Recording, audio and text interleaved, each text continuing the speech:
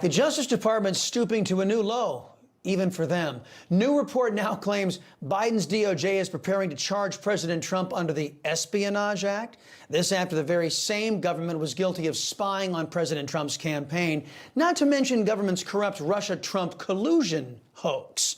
Here's just a reminder of some of Biden's offenses. He oversaw the Russiagate hoax himself, along with Barack Obama. He lied about not knowing about Hunter Biden's overseas business dealings, claimed Hunter Biden's laptop was Russian disinformation. He admitted to taking classified documents going as far back as 1974.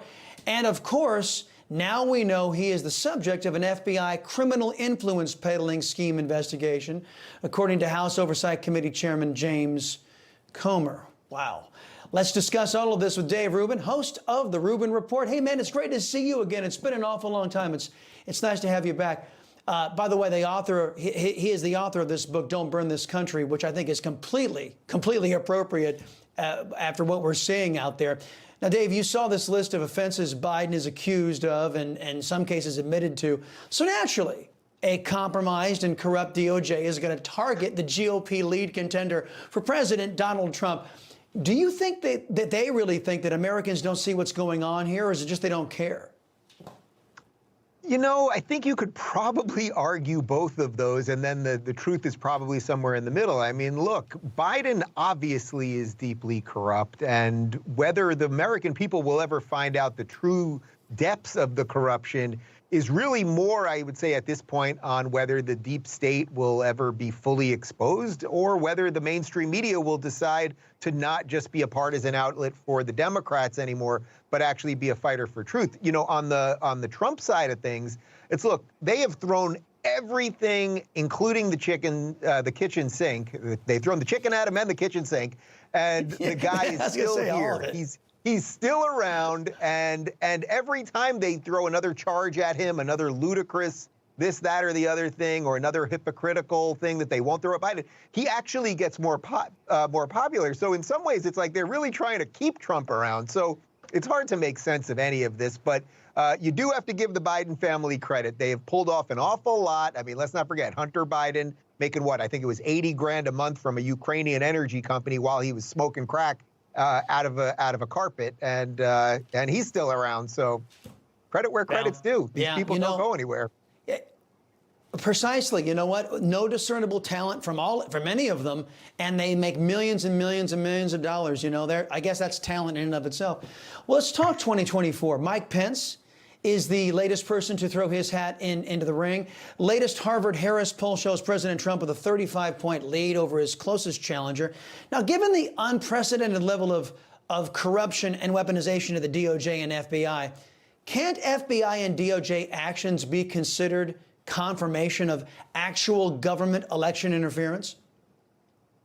Yeah, it's an interesting question, because the more that this stuff comes out, the more it does seem like Trump was plotted against before he was president, and certainly plotted against when he was running for re-election. You know, Pence is an interesting character in this, because on face value, it doesn't seem like he has a huge amount of support. Obviously, he'll do well in some of middle America and really with the Christian evangelicals, but they really like Trump too.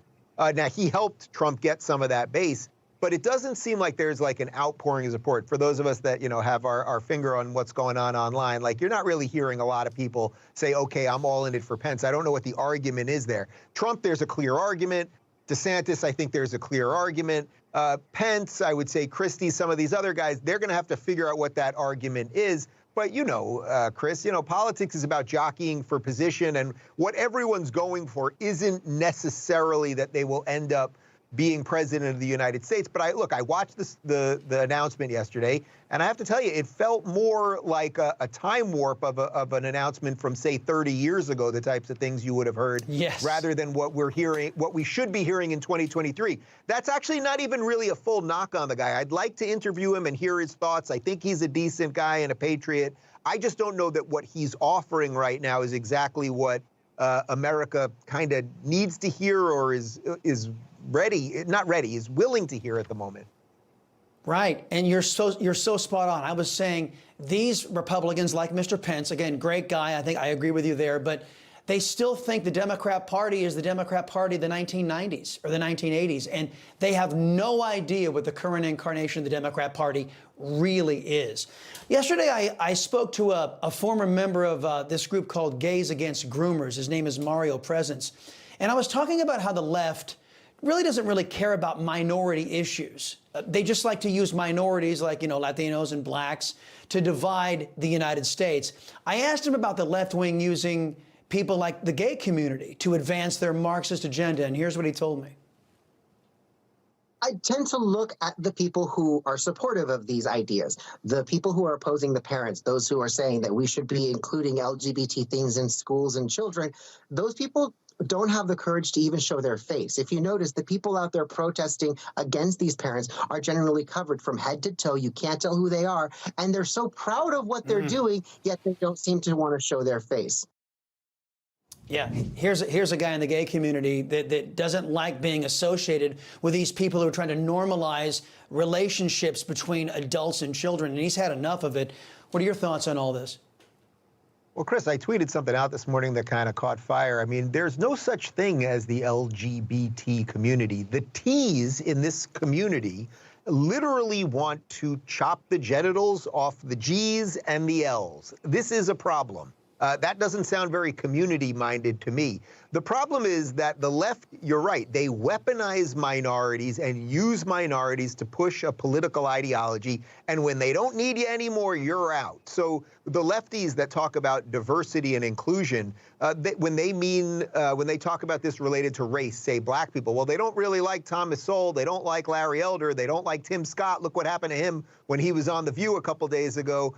They don't like Candace Owens, and the same thing is with gays. They don't really like Peter Thiel, they don't like Douglas Murray, meaning anyone that is outside of what the leftist group think is. So I think that gay people, in my personal estimation, the gay rights movement, meaning a movement for equality so that you can marry the person you want to marry and live how you see fit as an adult, was a just movement. But once you get equality, you got to let it go. And that's the problem. These activist organizations, whether they're racially based or sexuality, gender based, et cetera, as Chris Rock says, the cops need a certain amount of crime. So you don't want to just close up shop once you've accomplished the goal. And that really is the problem. They're not, you have to understand, they're not businesses, they're nonprofits. You want to keep making money. So you can't be like, boy, well, we got gay marriage. Okay, we did everything we set out to do. Now let's get real jobs. That's really what's going on here. Right, and Sharpton did the same thing, after the election twice of Barack Obama. Sharpton and all the race baiters, they kept it going too. And you know what? You and I both know the reason why it's LGBTQ, A, B, C, D, E, F, G. The reason why they do all that is because they want a political coalition. All of those groups are so disparate. They have different interests. They have different needs and desires. But the left says, well, we need you all to be one. So they lump them all